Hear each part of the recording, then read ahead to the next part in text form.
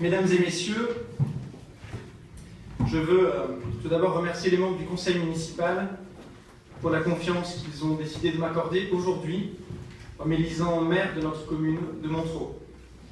C'est une responsabilité immense et je mesure l'honneur qui m'est ainsi fait de présider désormais notre assemblée municipale. Si vous me permettez de paraphraser le président Pompidou, puis le président Valéry Giscard d'Estaing, je veux assumer le changement dans la continuité. Car si le maire de Montereau change, c'est à bien des égards la continuité qui va prévaloir. Pour la première fois dans l'histoire de notre commune, une action municipale a pu s'inscrire dans la durée. En élisant puis en réalisant la liste Vivre au Confluent en 1995, en 2001, en 2008 et en 2014, avec un score incroyable de 77%, une liste chaque fois enrichie de nouvelles personnalités, les Montrelais ont choisi de donner du temps à une équipe pour faire.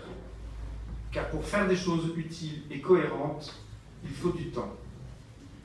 Je veux d'ailleurs saluer ceux qui, ici, présents autour de la table du Conseil, mais aussi parmi le public, ont depuis 1995 œuvré à la transformation de Montereau, pendant 22 ans très exactement, comme on atteste, et comme le rappelait tout à l'heure Jean-Marie Albouy, les dates du 18 juin 1995 et du 18 juin 2017, gravées au revers de la médaille de la ville que je viens de remettre à Yves Gégaud.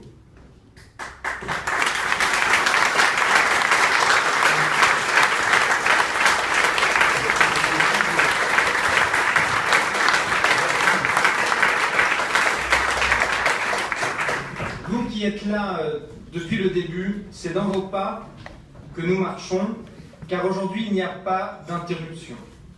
Le maire change, mais l'équipe est là. Le programme reste à achever. L'ambition demeure pour notre ville, que je veux réaffirmer pour les 3 prochaines années, pour la fin du mandat en cours, et, si les électeurs le décident alors, pour les années qui suivront.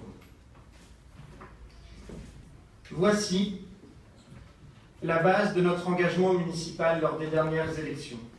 Ces 30 engagements sont notre fil conducteur depuis 2014 et le seront jusqu'en 2020. Beaucoup a déjà été fait. Je veux citer pour exemple non exhaustif les quelques résultats suivants obtenus par notre équipe en application de ce projet. L'installation d'un IRM à l'hôpital, le sauvetage de l'hôpital d'ailleurs, grâce à l'engagement personnel d'Yves Gégaud qui a réussi le pari un peu fou de la fusion avec les hôpitaux de Fontainebleau et de Nemours. L'abaissement des tarifs de la cantine scolaire à 1 € maximum pour toutes les écoles, qu'elles soient publiques ou privées.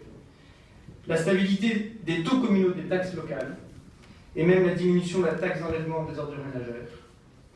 La création d'une maison de la réussite éducative, la création d'une nouvelle école Pierre et Marie Curie, le renforcement de notre police municipale avec notamment des équipages de nuit et des équipages canins, l'ouverture de 2 maisons d'assistantes maternelles, l'ouverture de la maison de quartier ville haute, la création d'un dispositif tout à fait unique en France, la Digital Academy, que le Premier ministre est venu visiter récemment, etc., etc.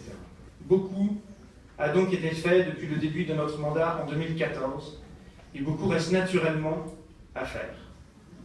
C'est ainsi que nos priorités s'orienteront selon les axes suivants. Premier axe, la poursuite de la rénovation de la ville haute, qu'a largement expliqué Jean-Marie tout à l'heure. L'ostracisme de la part des services de l'État, dont elle a été victime Montereau les 5 dernières années, a freiné bien des dossiers, en particulier le square Beaumarchais et la barre Claudel. Ce sont nos 2 priorités dans la poursuite du programme de rénovation urbaine. Et nous verrons si le nouveau président de la République tient son engagement de doubler les crédits de l'ANRU. Nos dossiers à Montereau sont prêts. Deuxième axe, la requalification de la ville basse. Que ce soit en termes d'attractivité commerçante, de lutte contre l'habitat indigne ou d'accessibilité. Je pense notamment aux 2 futurs parkings de la faïencerie, 410 places gratuites en centre-ville, et de la gare, 1000 places gratuites elles aussi, soit 400 de plus que l'actuel parking. Dernier axe enfin, l'ensemble de nos politiques municipales permettant le développement personnel de nos administrés, avec, dans le désordre, les questions éducatives, en particulier la construction d'un nouveau restaurant scolaire, mais aussi la réussite éducative et l'accès aux études supérieures, La bataille pour l'emploi, priorité des priorités, sujet où s'entrecroisent l'attractivité pour les entreprises, la formation de nos jeunes, le travail sur l'image de notre territoire avec, bien entendu, le projet de Parc Napoléon qui est la clé de cette dernière bataille. L'accès à la culture, avec le renforcement de nos outils municipaux, que sont le Conservatoire de musique, d'art dramatique et de danse, le festival Montreux Confluence, dont nous travaillons à la reconduction, ou le programme de sortie à 1 euro culture pour tous, le soutien aux nombreuses associations, mais aussi la création d'un grand théâtre à la faïencerie, unique dans tout le sud francilien, et qui nous permettra de programmer une saison de qualité tout au long de l'année. La poursuite du développement du sport à Montreux, là aussi en lien avec les associations, pour combiner nos deux objectifs que sont le sport pour tous, outil de bien-être individuel et de santé publique, et les performances de haut niveau. Nous réaliserons d'ici la fin du mandat le nouveau club de tennis, une nouvelle salle d'entraînement pour le club de boxe, et nous terminerons la réhabilitation du gymnase Chalmot avant de lancer celle du gymnase du Clodion. Je pourrais aussi vous parler de toutes les actions pour nos anciens dans le cadre du bel âge, du plan Aire de jeu pour les plus jeunes et naturellement de notre projet de maison de santé qui avance à grands pas, de la fibre optique dont le déploiement se poursuit, et j'arrête là cet inventaire pour vous conserver peut-être encore quelques surprises, j'espère. Vous le voyez, ni le travail ni l'enthousiasme ne manquent. Je suis prêt. Je suis prêt, et je sais pouvoir compter sur le soutien sans faille de la majorité municipale, sur nos partenaires de la communauté de communes du Pays de Montreux, présidée par Jean-Marie Aldi, du département, et en particulier de notre conseillère départementale, André Zaidi, et de la région, où je sévis de façon pressante depuis presque 2 ans maintenant, et j'en profite pour saluer mes collègues conseillers régionaux présents ce matin. Évidemment, à Montreux, nous comptons sur votre appui. Je sais que nous pouvons aussi compter sur le conseil et l'appui des services municipaux, qui, placés sous la direction de Pierre Théron et de Nordine Zaidi, effectuent chaque jour un travail remarquable au service de nos administrés.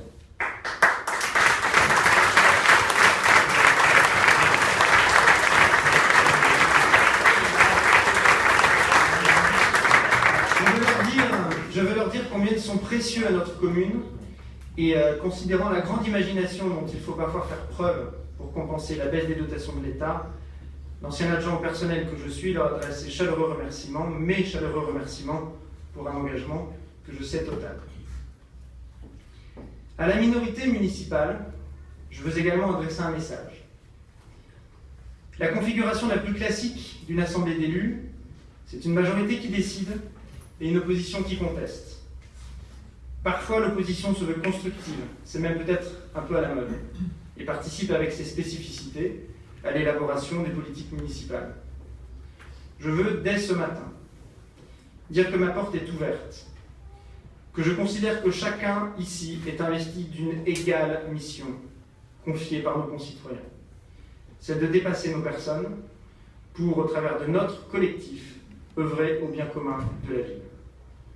Je ne considère pas les élus de la liste minoritaire comme des opposants a priori. Je les respecte, je les écouterai. Je vous respecte et je vous écouterai. J'espère vous entendre participer activement et positivement à nos travaux.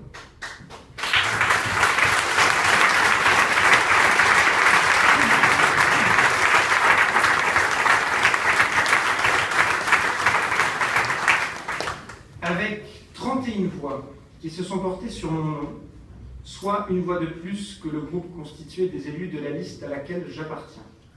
Je note d'ores et déjà une capacité nouvelle à unir nos volontés. Je l'apprécie et j'en tiendrai compte dans l'organisation de notre travail, dans le respect de la liberté de chacun et de la solidarité sans faille de la majorité telle qu'elle a toujours prévalu depuis 1995 et l'élection de la première liste du Confluent dont nous sommes les héritiers. Enfin, je veux évidemment adresser quelques remerciements plus personnels. Des remerciements à toutes celles et tous ceux autour de cette table qui m'ont accompagné depuis 10 ans dans cette maison, aux diverses responsabilités qui ont été les miennes et qui m'ont encouragé à poursuivre plus intensément encore au service de Montreux.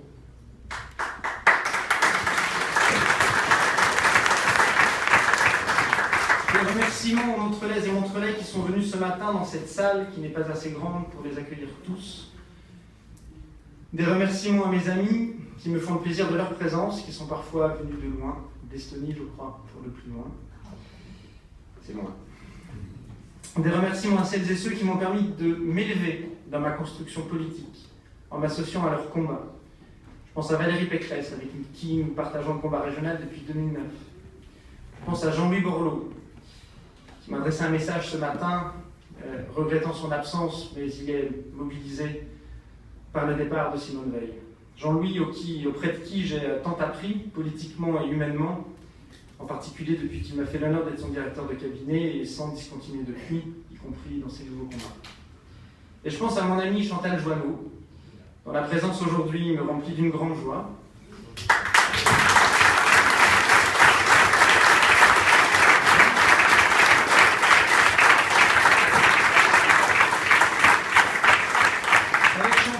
Avec Chantal, nous avons rêvé d'un monde plus ouvert, plus respectueux, plus durable, plus humain. Je suis certain, Chantal, si nous n'avons pas encore accompli ce rêve à l'échelle du pays, que nous y parviendrons un jour, et peut-être, pourquoi pas, en démarrant depuis Montreux.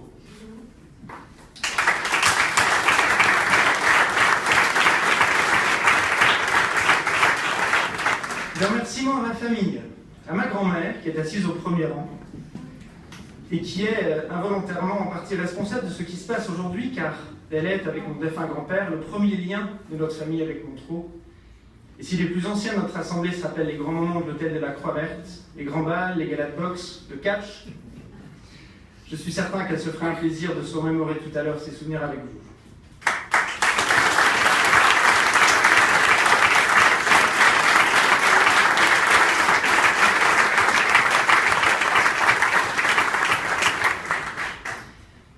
Des remerciements à mes parents qui sont là également, car ils m'ont donné le meilleur d'eux-mêmes, ils ont forgé le meilleur de moi-même, m'ont donné toutes mes qualités, ont lutté contre tous mes défauts, avec plus ou moins de bonheur, certes. En tout état de cause, hormis une éducation exemplaire et un amour infini, ils m'ont transmis l'intérêt pour la chose publique, le goût de servir autrui et le respect des personnes, des principes et des institutions. Mes chers parents, sachez que si je suis fier de vous, et à chaque jour, chaque instant, j'essaie de vous faire honneur.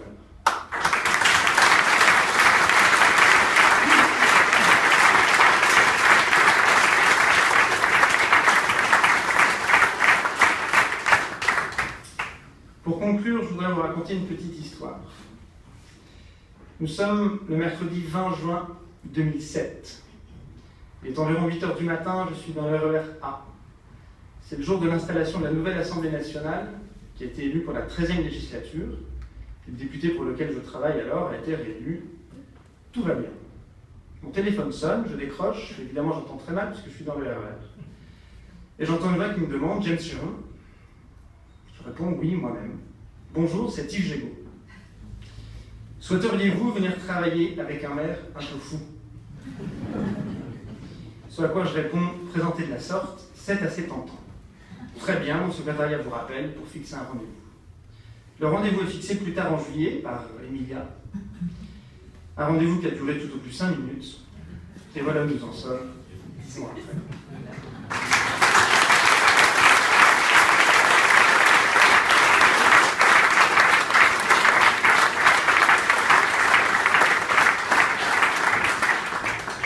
Mon cher, depuis 10 ans que je suis à tes côtés, je ne sais pas exactement par où commencer pour égrener ce que j'ai appris avec toi. Que ce soit ici en mairie, à l'Assemblée nationale, de façon plus politique, et je crois qu'excepté une campagne présidentielle, nous avons tout connu, et je veux associer pour beaucoup de ces merveilleuses aventures Anne-Catherine, nous avons livré bien des batailles. Beaucoup de succès, quelques échecs, et toujours cette volonté de se battre pour des valeurs et pour un territoire, Montreux.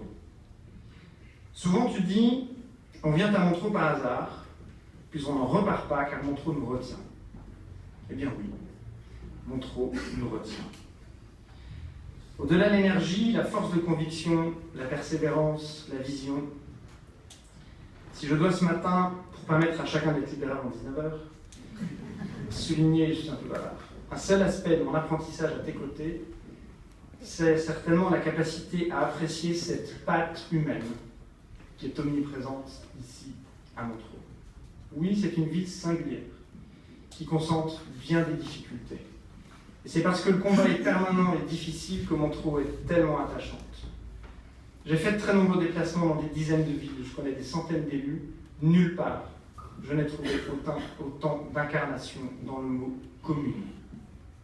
Montereau, c'est plus qu'une ville, c'est une communauté, en ce sens où des personnes tellement différentes, dans leurs origines, dans leurs aspirations, partagent avant tout un attachement fort à cette appartenance et l'envie d'écrire une histoire ensemble. Cette patte humaine incroyable, c'est toi, Yves Gégaud, et nul autre, qui m'a fait découvrir. Et ça ne s'apprend dans aucun livre, dans aucune université, dans aucune grande école. C'est la transmission humaine.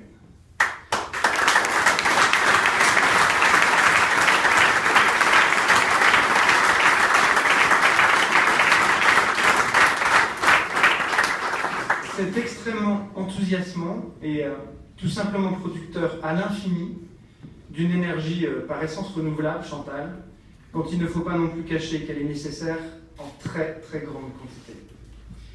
Yves, en me transmettant cette écharpe, c'est un symbole, et plus qu'un symbole, parce que grâce à toi, je suis prêt. Alors avec toi, avec l'équipe renouvelée que tu as mise en place, avec l'ensemble de nos collègues conseillers municipaux, grâce à l'intelligence, l'énergie et l'engagement de chacun, nous allons poursuivre le travail engagé depuis 1995 au service de la transformation de Montereau, pour une ville encore et toujours plus dynamique, plus solidaire, plus tolérante, plus rayonnante, pour bien vivre au confluent. À nouveau, merci à toutes et tous, au travail, et vive Montereau!